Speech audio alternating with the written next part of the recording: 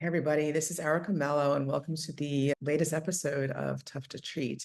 And if you've been listening to us throughout the summer, you'll know Susan and I have re-released some of our more popular episodes, actually. And and also some of the episodes that were early on. We've had a lot of new listeners lately, and we're trying to introduce everybody to some of our older episodes as well. And I think, I learn every time I re-listen to a podcast, whether it's our podcast, Tough to Treat, or somebody else's, I learn something. And so, sometimes we multitask when we're listening and we'll miss things. So I would really urge you to re-listen if you have not done so already. And this is a story of a fencer of mine. I really enjoy treating people who play sports. They don't have to be professional athletes, but I do enjoy working with them on analyzing their movements.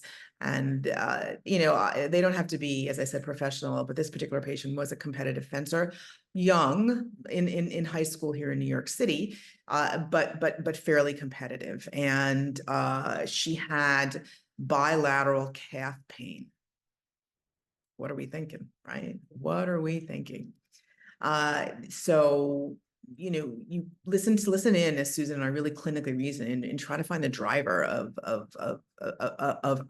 her back issues. And as I mentioned earlier, I like treating people who play sports, but you don't have to play that sport to treat a person who plays that sport, right? You have to know the regions of the body that are stressed with that sport. Like I love Formula One, right? Huge fan. I don't need to drive a fast car in order to treat somebody who does, right? Same with hockey. I love New York Rangers, right? A big hockey fan. Obviously I don't play hockey, but I've treated some hockey players. And so, similar thing. You need to know the regions of the body that are stressed with that sport, but you don't need to play it. And I don't fence, right? And so, although my dad did some years ago, I don't fence. And so I think you want to be open to that and try to analyze and look at their movement patterns. And she had calf pain. What are we thinking with that? Is there a pain generator or a calf? No, clearly not, right? Is there a lumbar spine? Maybe, but not really. And so I want you to listen to the episode and go into it with an open mind and think about, as I mentioned earlier on in many of our episodes, a true whole body approach, right? We're not just treating locally at this point. If you are, you need to rethink how you treat.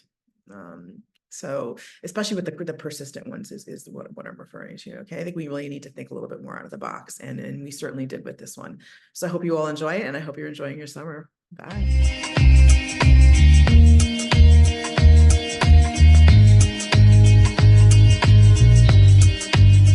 Hey everybody, this is Erica Mello with my co-host Susan Clinton. Thank you for listening to Tough to Treat. Hey Susan, how are you today? I'm good, Erica. How are you today? I am good, very good. I think we have an interesting case today. So I know we've been going back and forth with some really interesting patients. This current person I'm actually treating her now. It seems, looking back on the podcast, I see a lot of young kids, it seems like, or I'm actually picking young kids for these interesting podcasts, but I actually do treat older people, but this girl is actually 16. Okay. So she is a fencer. So I've gotten to treat a couple of fencers. Have you ever treated a fencer before? I have not. I was just sitting here thinking, I'm reminding myself what fencing looks like. And I've been exposed to it, and it's an amazing sport. It really amazing is. sport, yeah. It's a lot of agility. I actually went to visit not her session because she wasn't really fencing, but somebody else's session here in New York City, and I videoed using that new Huddle app that I learned at Shirley Starman's course in St. Louis. So, and it's amazing how these kids, it's a lot of it's agility, but then you watch, like, two of the teachers are Olympians, right?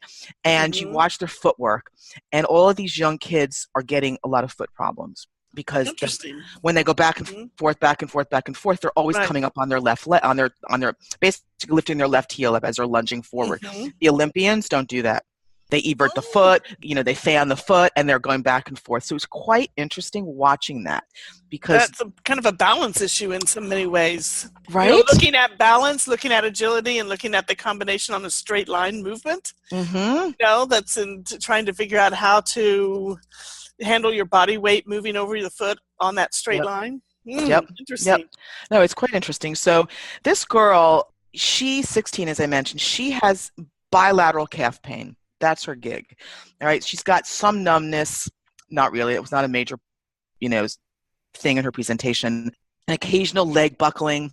Not also major. I tend to ask those questions. She didn't really volunteer that, but it was mostly the calf pain. I started seeing her at the beginning of December. She had been seen by a physical therapist that works with the fencing club here in the city, and she wasn't getting better. And she had an MRI, which didn't really show anything. Okay. I mean, for 16, what do you expect? Right. I mean, it's not going to. So apparently this prior therapist had been treating her as if she had a herniated disc. So we're doing a lot of like extensions, a lot of McKenzie, some strength training, things like that. Nothing really rocket science. Nothing really outstanding, like just basic. And I think they were being treated in the facility, so I don't think they had access to a lot of equipment. So it was mostly just extensions and some probably just strength training for her legs or calves. Did the extension exercises decrease her calf pain? No, it made her worse, actually. Okay. So she started, basically her history is in July of 2016, she started fencing very seriously, and these kids fence like 5 days a week. It's crazy. And then they do other strength training within the facility. Other than that, she doesn't do anything, recreationally. So she's a student, and that was her main issue. October 2016, 3 months later, the pain in her calves started. So she basically had physical therapy for almost a year and wasn't getting any, long-term relief or anything that really carried over. I think she had good days and bad days, but it always kept coming back. So she had no other major health issues. She did have a history of, some psychological issues and things like that. But other than that, she seemed very sort of healthy emotionally. Mm-hmm. And the main thing that bothered her was running, jumping. That's it, running and jumping, and fencing, obviously, with all that agility work. The only thing that made her feel better was lying on her back. So the issue was the calf pain and also the heaviness in her legs.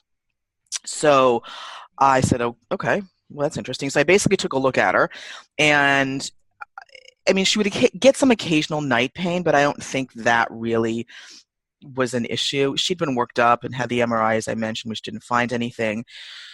So the big thing I noticed with her is that she stood in a significant amount of lordosis in her lumbar spine. It was just like, stick that butt out, and there she was. And her paraspinals were just gripping like crazy. And I'm like sitting there thinking, she's 16. She doesn't have a herniated disc. Why does she have calf pain? Right? She's a fencer. I did some general listening, as per the Bilateral courses.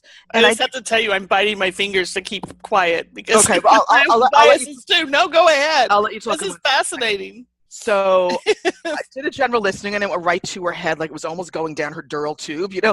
Like I put the hand on the head, did the fascial load, and then all of a sudden it went down, down, down, down. And I'm like, oh. Could be spinal, could be cranium. I don't know. I'm going to stop I'm not going to do my bias. So right from that history, before I tell you what I sort of found, what do you think? Well, I'm just listening to this and I'm thinking about a 16-year-old with bilateral calf pain, who's doing, and I'm picturing fencing and seeing, the postures for performance that are required in fencing. And I'm thinking, a 16-year-old and a disc just doesn't jive. It just doesn't, and it doesn't sound like it's nerve root stuff. This is kind of interesting. So my first thought when I start thinking about, people this age group is I start thinking about, spondylolisthesis or hypermobility syndrome. Exactly. It's like, wow. And especially, and then when you said the gripping of the extensor muscles, it's like she's trying like anything she can to pull herself out of lordosis. Absolutely. You know, Right? if you've got a segment that's really, you know, in trouble there or sensitized there, you know, and that would make sense why when she lays down, laying on her back, it feels better. Why? Because when she lays on her back, gravity assists everything to kind of just move from that anterior to posterior direction. So and plus she's not weight bearing, so Exactly. you know, it alleviates the sensitization of the osteochondral features that may be part of this if it is a spondy. Right. Exactly. So that's exactly what I thought. I'm like, she's got to be hypermobile. She has to be. She just looked it. Right. So I just took a look at her again in standing, and I'm like, I wasn't going to go in. Sometimes I can tend to go down the route of, well, she's got this shift, she's got that shift. The biggest thing was that she was gripping these paraspinals. She was in the lordosis. I said, let me. She's like, during the whole process, she was like, you know, they were telling me my calves were weak and I was strengthening my calves, and I'm like just looking at her, trying to like keep being, you know, I don't want to. Above all, I don't want to tell her that she wasted a year of her life not getting the proper treatment, because that's definitely not helpful. No. But so I was trying to explain to her that, you know, they could be weak. I haven't tested them, but I think ultimately you really want to find the source of the problem. And she got it. I mean, she's pretty smart kid. So I had her move. I said, let me just see how she moves. So I had her, since she was in that lordosis, I'm like, can you do a back bend for me? Just stand and back bend. I mean, she was back bending so far, I had to stop her. I was like, she was so hypermobile, which I expected. But I needed just to confirm that. And she's like, oh, I'm, you know, and I'm like, see all those extensions you were doing? You probably did them very well. Because you can do that very well. Yeah, that's a movement pattern that she has. That one's there. Yep. And then I said, well, you know, just to confirm this, just can you bend forward? And I mean, this was like no problem, right to the floor. So I said, okay, I don't need to test anything else in her lumbar spine. She's hypermobile. So what I ended up doing is I got her on the table, and to confirm generalized hypermobility, I went in, I checked her hips. I mean, she was all over the place. Her external rotation in her shoulders was like, I don't know, 100. I mean, it was more than a baseball pitcher. I mean, so she had generalized hypermobility. You know, I took a look at her. I did some dural testing just to do it. I did the slump test. I did all of that, and I didn't find anything, and I didn't expect to find anything. But just to do my due diligence, I did that. And I mean, her straight leg raise, I mean, her hamstrings were like 9. I mean, it was like 110, and she was so flexible.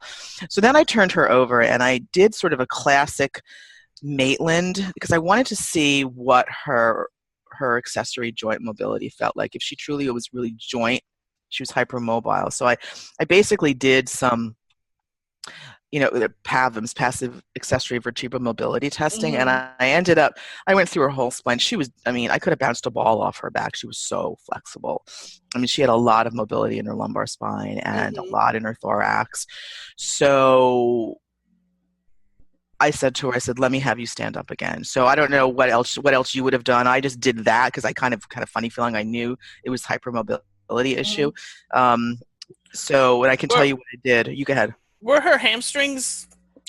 I mean, she was about 100, maybe 110, but they were not as bad. Because usually the thing that, you know, they always say is, you know, they have the kids with the hypermobility syndrome, the back pain, and some of the stuff, and the first thing they send them to PT for is to, you know, their hamstrings are tight, lengthen their hamstrings, and it's like their hamstrings are the only thing that's holding them together. Correct. Generally, that's why I was wondering if hers were, you know, it sounds like they're, you know, although they're above 90, probably for somebody with hypermobility syndrome, you would expect the hamstrings to be, you know, her be able to bring her ankle up to her ear. Right. You know, but the hamstrings tend to be that muscle that just, you know, tends to overwork, over-recruit, kind of like the extensors. Correct. We wonder about those calves, too. I know. I went in and I do see that as well as a clinical pattern in people who are very hypermobile. The calves and the hamstrings tend not as stiff, or stiffer than other muscles, because they are. It's the only thing that is holding them together, to be honest. You're right. So with her, that was the case, but she still was somewhat flexible. But for her, that was probably stiff. So what I did is I had asked her in the history, in the year that she, you know, before she came to see me, if she ever had put a lumbar support on, a lumbar, just anything. And she said she had. And I think her mother had gotten her a belt, and she said it actually did help me. I said, how come you didn't continue with that? And she said, oh, I don't know. And she's 17 or 16, Yeah. so so she's not going to walk around, public school in New York City with a lumbar support on her or a belt. So what I did is, in standing, since her hypermobility was so pronounced, because she had a problem running and she had a problem walking, I said, you know what, I'm not going to have you run or just watch you walk. I'm just going to just watch you squat just to see how you move, and I watched her squat, and she almost hinged like at L2-3. It was like she squatted and she went into this extreme lordosis, and she was hinging, like it was almost like, I'm using my hands here, but it was almost like she went right, she went left. She went right, she went left, and she was not stable at all, or not, I don't want to say stable, she was not moving well. It was poorly controlled. So and she's sort of like, oh, that feels kind of funky, and that feels weird, and my calves hurt. And squatting is something she doesn't do, and it's something that, as I said, is not related for me to running or walking. It's not typically what I would look at. But with her, even in standing, she was using that strategy. And I said, let me see how she, instead of, once again, not wanting her to run, I said, let me just have her move. So she squatted, and that's what I saw. So I applied just some compressions to the front and the back of her pelvis. So I started off with, I had my hands on top of the iliac crest. I moved down, and then I just applied it's almost like I was applying like a pelvic belt or a lumbar support posteriorly. So I did posterior compression. Okay. So then she squatted, and she was like, oh, that feels better. But she was still doing this sort of hingy thing. Wiggle waggle. Wiggle waggle. Then I said, let's start up. So then I did the opposite. I gave her some compression or support anteriorly. And she squatted, and she was like, oh, that feels so much better. I did not see the wiggle waggle. Interesting. Yeah. Yes. So, and how I know this to be, and how I was taught, that when you sort of give them posterior compression like that, that mimics the use of your posterior chain, glutes, paraspinals, calves, whatever. But those were already turned on for her. So it didn't surprise me that did not work as well. Then I went in and did the front, and the anterior compression. How I was taught is that mimics anterior chain, maybe pelvic floor, abdominal muscles, things like that. So she felt a lot better.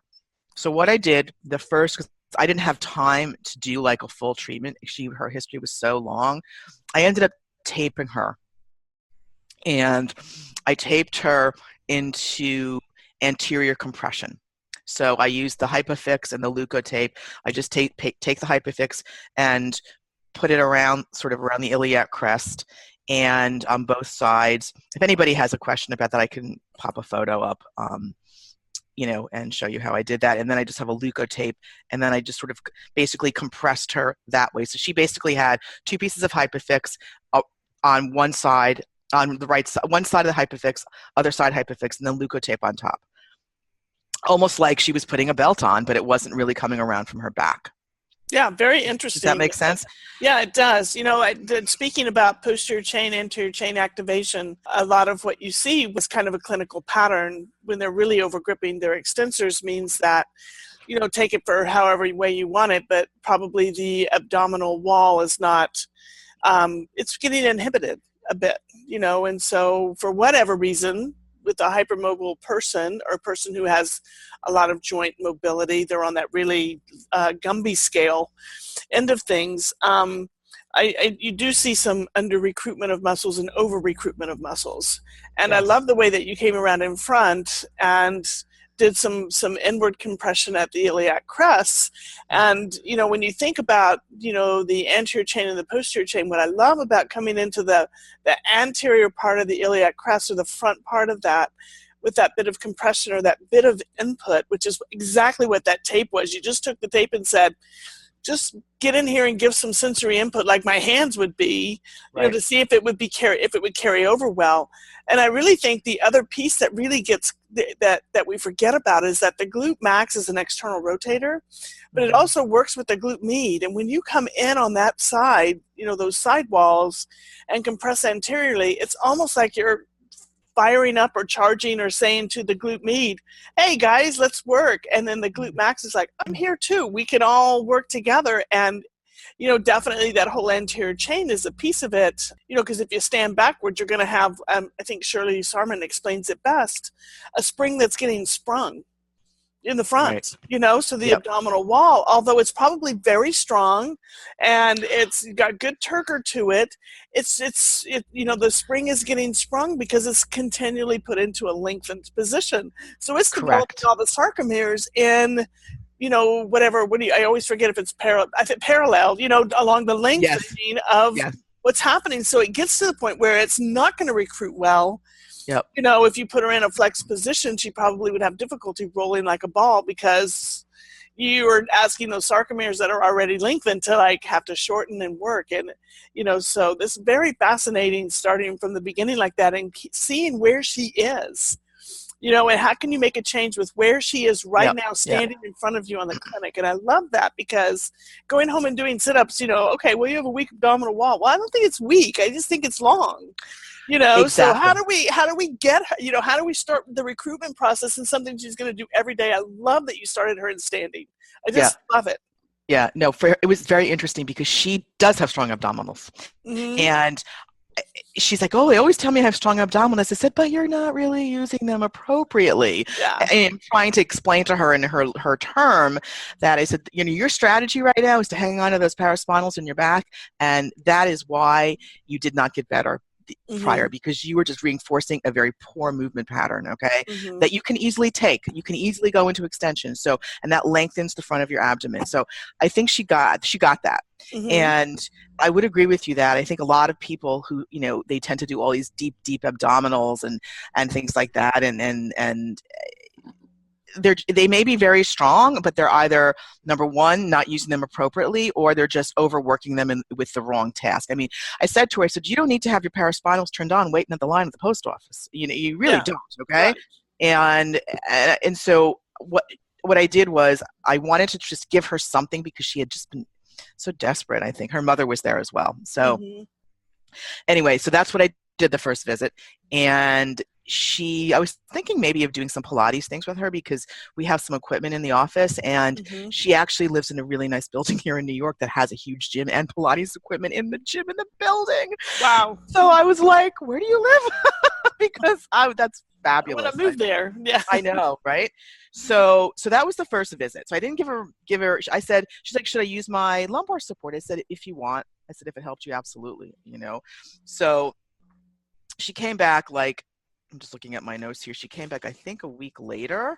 And I basically told her, she goes, should I practice my squats? I said, if you want to practice your squat, that's great. You need a mirror because you're sort of hinging there, and you're doing this wiggle waggle. And she's like, okay, I'll try. And she was very willing to do it. So she came back and she said that her calves were feeling a lot better. And I was like, what? I was just like, you know, with one little piece of tape, that can't be. That always worries me after the first visit. I don't know about you, but you always like one visit and you feel a lot better.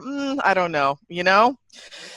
That, as I said, that just, you know, prior experience has told me that sometimes that's not always the best, the best scenario, but she did feel better. And what I thought I would do, because I had the time to spend with her and I devoted the full hour, you know, for her, that I still was being pulled into her head. And I sometimes with these patients who've had hypermobility, who have some, you know, prior emotional issues, I tend to do a little bit of some craniosacral work just because I've seen it help people like that, especially with people who've had some emotional issues in the past. This girl's been adopted, and she also had some issues of hurting herself over the years. And I just felt that was something I wanted to do, okay, as a little experiment, to be honest. So I started with a protocol I used. I didn't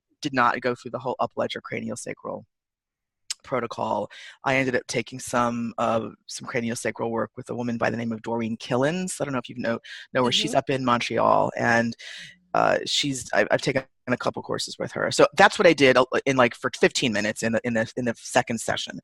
And then what I ended up doing, I reinforced the tape, and then I got her on the Pilates equipment, and I started doing some, I don't know if you're familiar with some of like the box work, like okay, so I had her in just seated first, okay, just having her do seated push downs to see if she could just not slump and recruit that abdominal wall. She was okay with that. Then I had her do some pikes. I had her go in, put her hands on top of the box, put her feet on the part of the box that goes up. So she's almost doing like a prone pike, trying to lift her legs up and recruiting her abdominals in the flexed position. And she had a little bit of trouble with that, and I actually tried that myself. Yeah, and I tried that myself. I'm like, there is no way that I could even do that, because I come sometimes demo. I mean, I always demo, but I'm like, I don't think I can demo this because I don't think I can do this. So I tried, but to no avail. That was not something I could do. So she tried, and so you could see her really gripping her back, and so with that flex posture, like you had mentioned, she couldn't do it. She couldn't do it. So we started working a little bit on that. Then I had her go into the Cadillac, had her just do some little bit of like roll downs with her, trying to get into that flex posture, getting into the abdominal wall, and then having her sort of come back up into like a little bit more of a flex posture. I don't know if people are familiar with the Cadillac in Pilates, but you have like a bar with springs, and you're just sort of leaning back and rolling down and then coming back up. I had her do a little bit of that as well, just to try to reinforce that that position in that. Yeah, that's nice. And for those who don't understand that, what she's doing is she's on her back and her arms are up on a bar that is spring loaded, so you can adjust the loading, and how much it's loaded tells you how much they have to work. But what it ends up doing is a lot of eccentric control of the abs, which is really, really nice for somebody who's got a very long abdominal wall. It helps them begin to change that pattern a little bit, and they have to change it as they actually do the one thing which is difficult for them, is recruit as they move into extension. And it's a tricky thing to get, but that's wonderful. That, you started with that, because that would make a ton of sense to me, especially as she moves into extension, because that's what she needs to have some different strategies around, because the extension strategy for her has been self-limiting, for her problems. Yeah, so I did that, and she took that and, did that at home as well. Then we have a TRX, so I had her do an assisted squat with the TRX, okay? And I wanted to see if she, by putting her arms out and holding on the TRX handles, if she could squat without the hinge, without the wiggle waggle. And she could do it better. Yes, she had her tape on. She could do it better. So I was trying to explain to her what I was seeing. And I said, I don't need you to recruit your abdominal wall like you're sucking your guts in or anything like that. I need to see if you can squat and control the movement in your back. And I filmed it. So I took my iPhone and I just had her squat, and she saw that. And we watched it over and over again. Then I had her do the TRX again. Then she squatted, and she was able to control it a lot better. I don't know if there's any cues or how you would have explained it. Because I had the video, she got it. So picture's worth 1,000 words, right? The only thing I would have added, or maybe done just a little bit different, is the strategy I learned from you many podcasts ago. I would have probably had her look at her head and see how her head was moving, because sometimes that translates up to the head and sometimes it doesn't. Yes. I know that if it was probably you thought that she could control it that way, you probably would have pulled that in, because that was your trick there. The other thing is that I would have probably added a little exhalation to it. Yes. A little bit of the blow through the straw, kind on of the squat? On the squat down. And it's interesting, because a lot of people will say pelvic floor wise, you probably should inhale on the squat.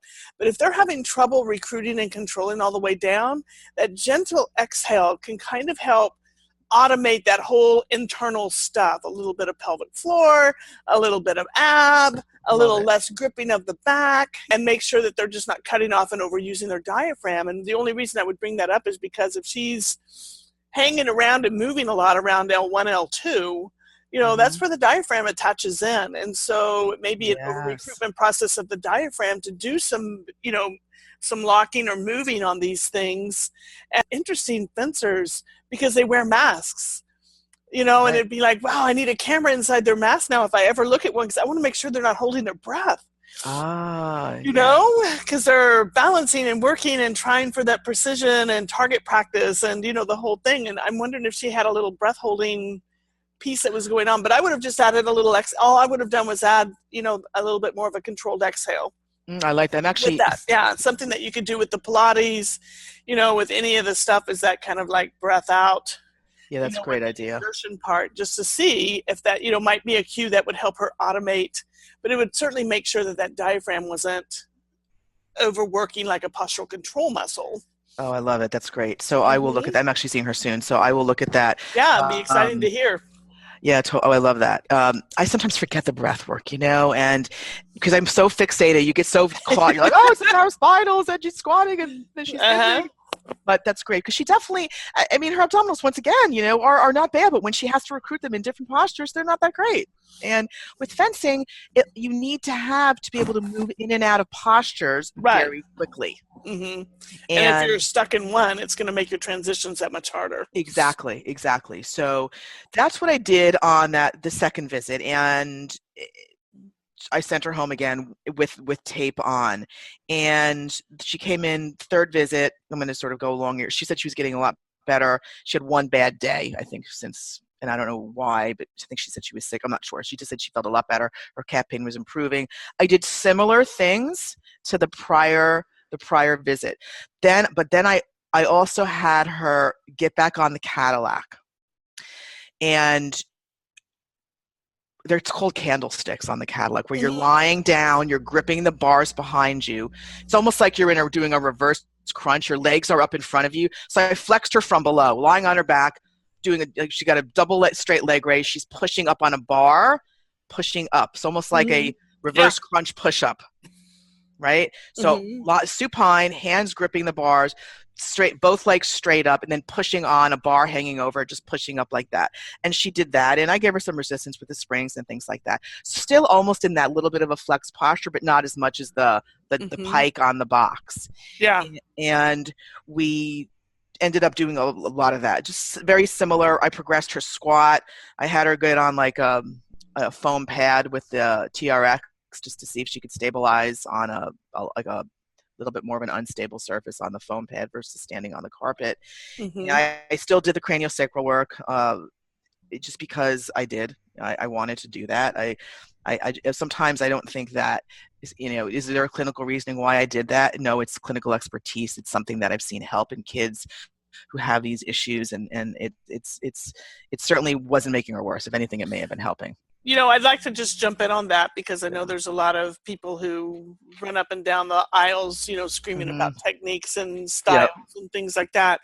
But, I like the idea that you spent time with her. I don't care what people want to say about this or that. That's not interesting me. What interests me is when you have somebody and they're on the table and you put your hands in a light and meaningful way on their system, you're interacting with their neurological system. Yep.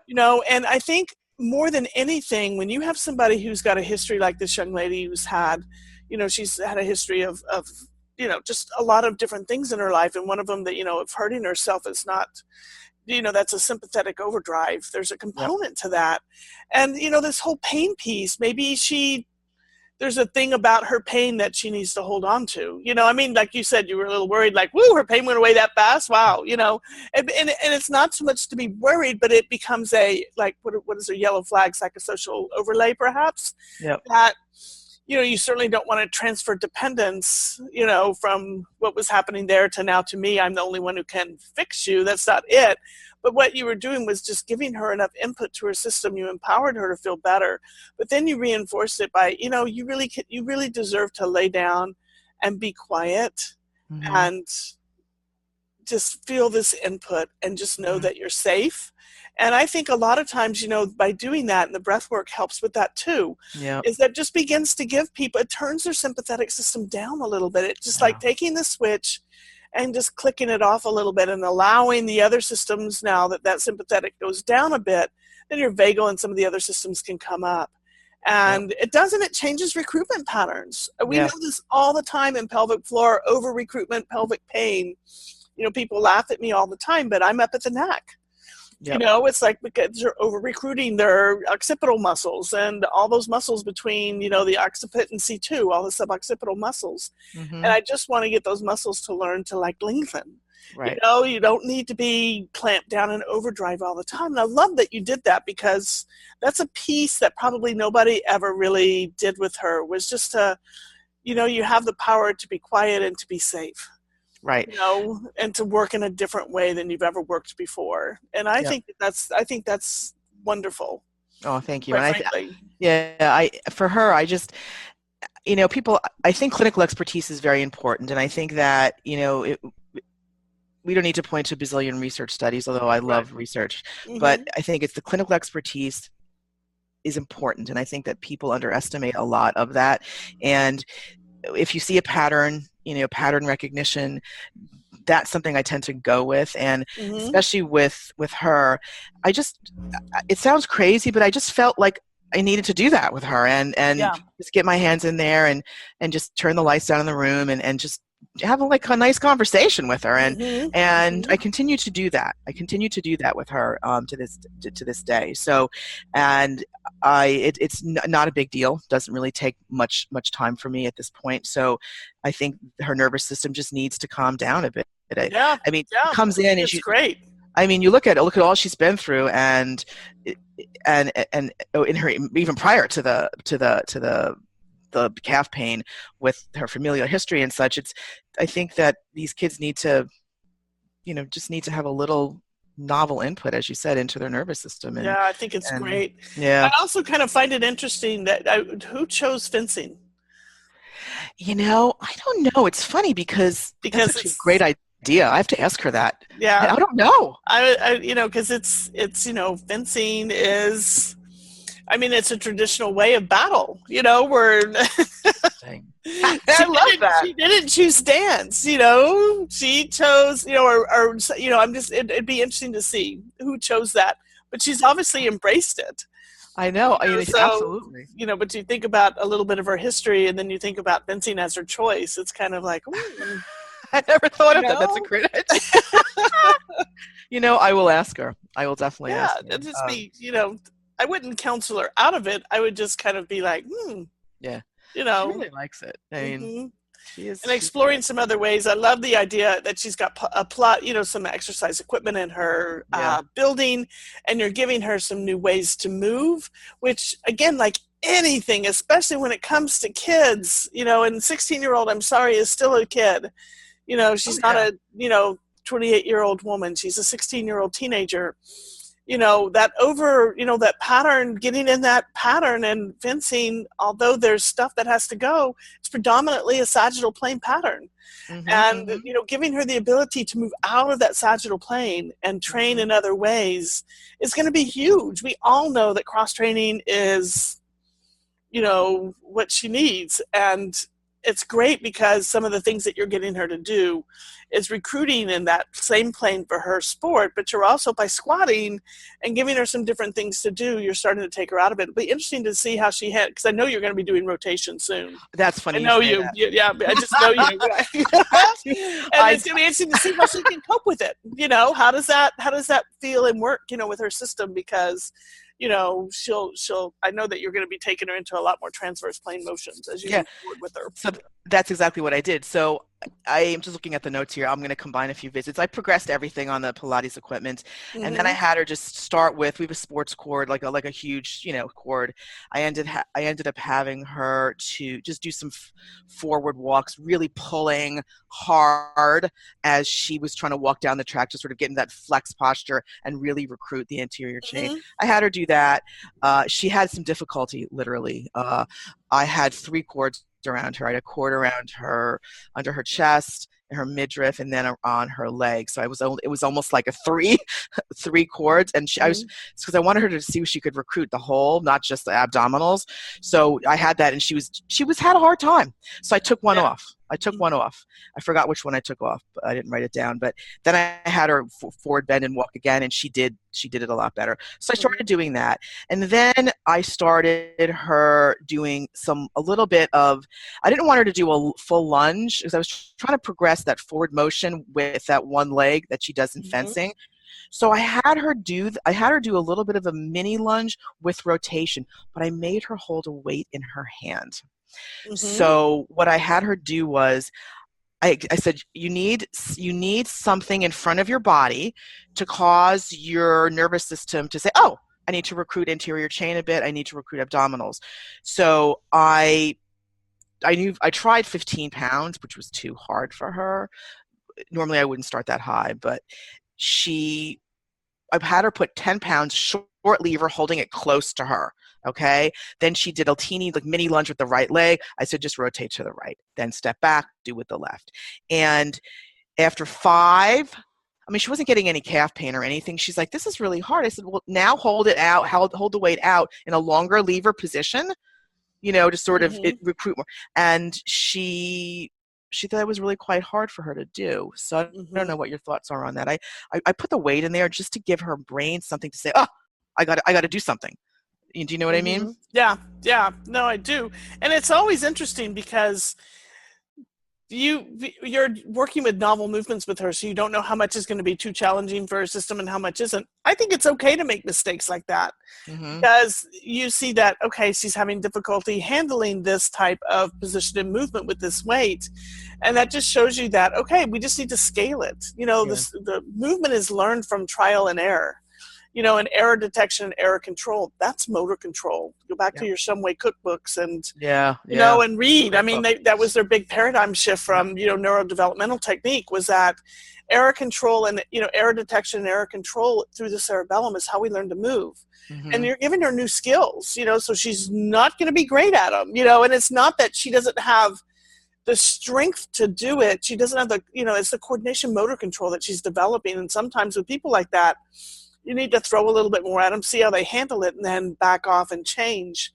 And it's interesting because the rotation she kind of fell apart a little bit with, and I, that's why I was laughing earlier, because I said, I know Erica's going to go right into rotation at some point, because that's exactly what I would do too. Because I'll tell you, when you really want to, once you get that anterior chain going, which is what you've done, and all those different postures, which is amazing. So it's not just like, oh, I'm only teaching her to pike and recruit her abs, and so she walks around in a pike position. No, that's not what you were after. You were just after, can we change the movement patterns and get some new ones in? But when you begin to start adding rotation, then you start to get across the anterior chain. So you start recruiting in diagonals across the anterior chain.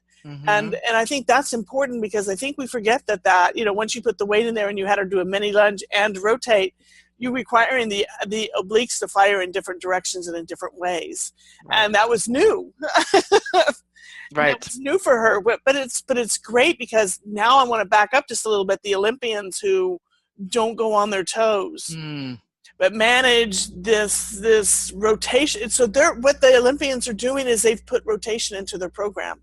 Oh, yeah. They're rotating. If they're everting and inverting their foot and doing those kinds of wonderful things, they're setting rotation up through the transverse plane. And, and of course, it's more difficult for kids. When you're doing all that high-level activity, and that's why they're Olympians. I mean, because they better be able to rotate and do all of those great movements, to manage to stay on that one line, but be able to manipulate their body all the way around their feet. Yes, and move very quickly when someone's attacking them with a saber, right? And I watched this Olympian train, at the facility, and I was so shocked at the fact that and I said to him, I said, how come you don't lift your back foot up? He's like, oh, it helps keep me balanced. That's exactly what he said. And I was like, you know what? That's why these people are Olympic athletes. That's because they know what to do. Ground floor reactions and rotation around the transverse, plane. Man, exactly. Fabulous. So I love that. And so I continued along with that. And then so this is the last visit. I'm still treating her. So this last visit I saw her just recently. And progressed things. What I ended up doing, I had her do some star lunges as well, lunge here, lunge like in a clock, Sure. 12, 9, 3, that type of thing. Had her do that. I progressed the sports cord. I ended up doing more the TRX. I had her get on a Bosu ball to do the TRX to see if she could stabilize. But what I also started doing, and I'd love your thoughts on this, this is something I read years ago. I think it was maybe out of Paul Hodges' research. I tried to work that feed forward mechanism of her brain, because they say that the reaction time with people who have significant low back issues have poor reaction time. So I basically we have some kettlebells and just heavier sort of weighted balls. I basically had her stand there. I stood above her on like a little step, and I just literally dropped a ball in her hands. Weighted ball. We started with 4 or 5 to see if she could stabilize, to see if she wouldn't like sort of let the ball drop and have her come back up into extension. Right. So I had her do that with her eyes opened, and I had her do that with her eyes closed. I think I love it. That's the last thing. That's the last new thing I've done with her. One of her problems is, I'm looking back at my list here, is running and jumping. Yeah.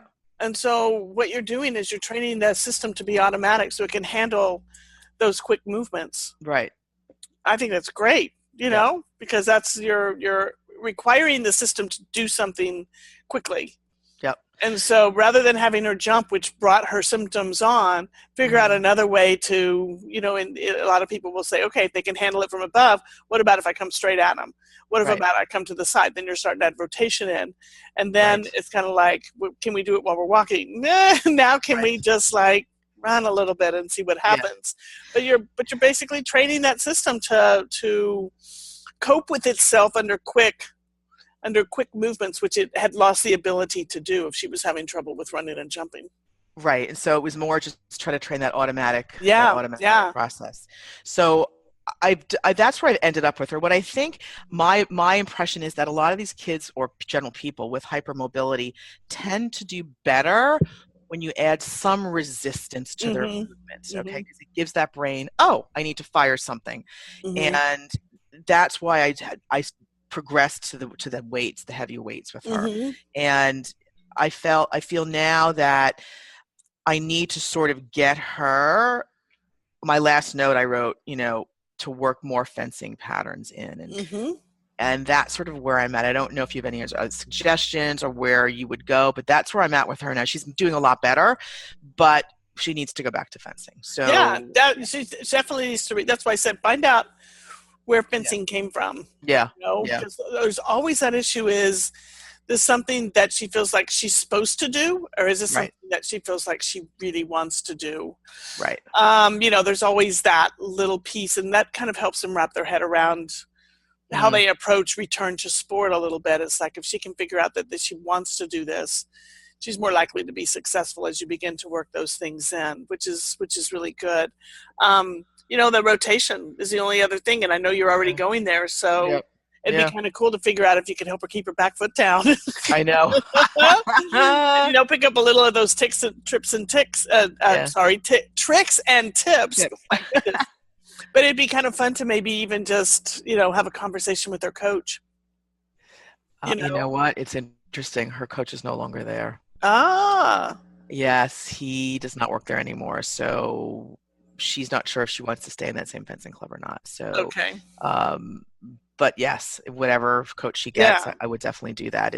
And some people say hypermobility is tough to treat, but I think that if you figure out a few things, it becomes really a lot of fun. I'm having a grand old time treating her. I love it. Yeah, it's a challenge. Yeah, it's a challenge. It's fun to challenge their system. Yes. And she's young. That's the thing about it, is they're young. They can cope with the changes. They just need to be put in situations where they're neurologically, they need to figure it out. Yeah.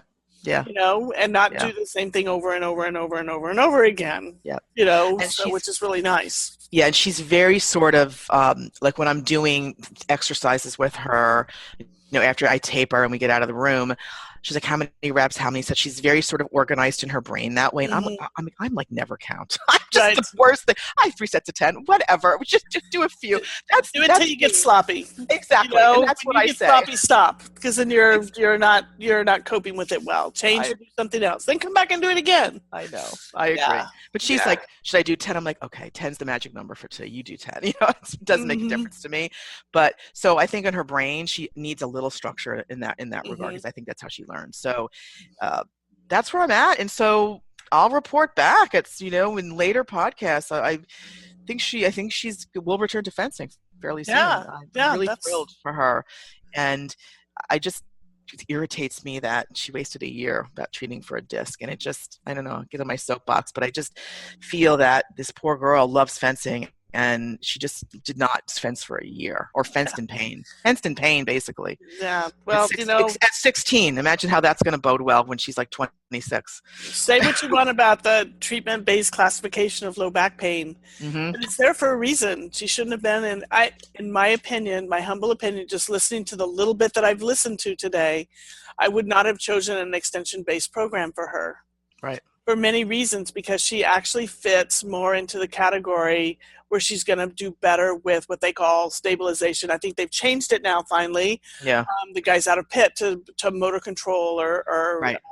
Exercise-based program, coordination, retraining, whatever you want to call it. Mm-hmm. And even maybe, more of a flexion-centered program for her in the Mm-hmm. beginning, which is what you did in the beginning with her, is let's put her in positions that make her feel better. Yeah. Let's get her working better in that way. And then we'll start to, and then you started challenging her going into extension and some movement stuff. Yeah. Control, So we have these, use the research where you have it, because the research is very clear on these treatment. I know a lot of people go, I don't want a recipe for treating. And it's like, it's not a recipe. It's a point of entry. Mm-hmm. This 16-year-old female with fired up back extensors and joints that move every which way isn't probably going to do well in an extension-based program, especially if it made her worse, which you said it did, so don't keep doing things that make people worse. Find another way. Right. But find the right point of entry, because the right point of entry for her could have maybe changed her path, quite a bit. Correct. And I think that, we don't assume it, people with bilateral leg pain, especially in a 16-year-old girl, has a herniated disc. Yeah. I mean, that's just not really smart. I'm sorry. I'm my humble opinion. So, Mm-hmm. and I think that take a look at the person in front of you. Just look at them. Look at them. Does this girl look like she has a disc problem? Does she like to sit? Sitting didn't bother her. Of course not, because it felt better. Put her in flexion. Exactly. Anyway. Okay. Well, this was fun. I enjoyed this one. Yeah. This is great. Thank you for sharing. Pleasure. If anybody out there has any questions or comments, feel free to leave them for us. We'd love to talk to you about it. Yes. And, at some point in the future, we need to probably revisit a couple of our podcasts and give people some updates if they're interested. Yes, that's a great idea. We'll think about adding those in as we kind of move along. Perfect. Sounds good. All and right. If anybody has any questions, you know where to reach us. Right. And please leave a review on iTunes. We would really appreciate it, and it would mean the world to us. Thank you. Thank you. Bye, Erica. Bye. Bye.